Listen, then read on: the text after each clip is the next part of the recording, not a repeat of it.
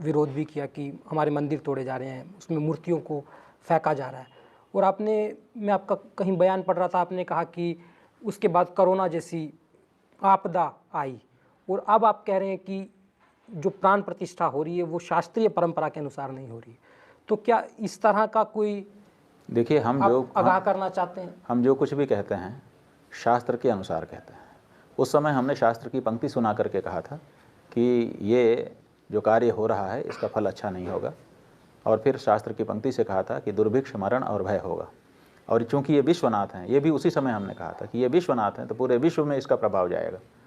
और बाद में कोरोना आया और पूरे विश्व में दुर्भिक्ष भी हुआ, मरण भी हुआ और भय भी हुआ। ये बात तो सही है, हम लोगों ने देख लिया है।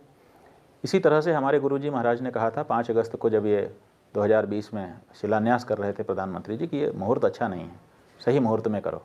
तो इन्होंने जिद कर दी। आपके पास पैसे की कोई कमी नहीं थी, आपके पास विशेषज्ञों की कोई कमी नहीं थी, आपके पास L&T जैसी विश्व स्तर की निर्माण कंपनी थी, आपके पास सोमपुरा जैसे लोग थे, आधा पत्थर आपका पहले ही 20 साल में तराशा जा चुका था, सब कुछ आपके पास था, 2-2 डबल इंजन की आपके पास सरकार थी, क्या कमी थी?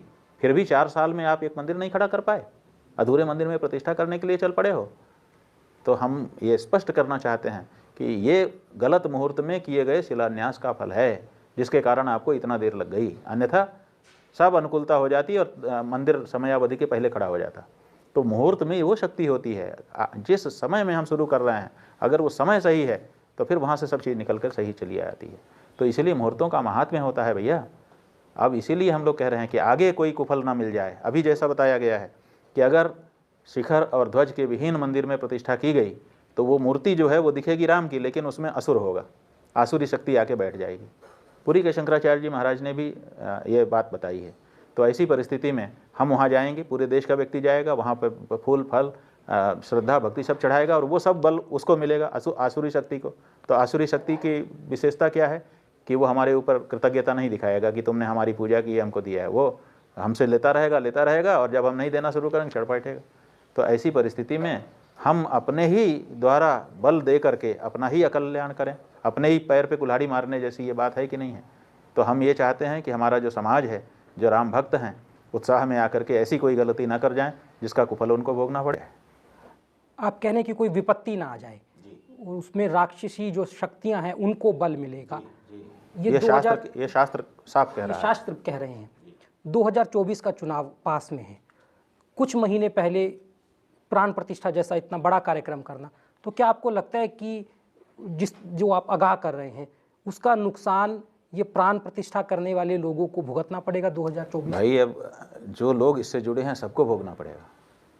प्राण प्रतिष्ठा और राम मंदिर से जुड़े जो लोग हैं, अगर वहाँ पे सही कार्य नहीं हुआ, शास्त्र विधि के अनुसार नहीं हुआ, तो दुष्परिणाम होंगे, अनिष्ट।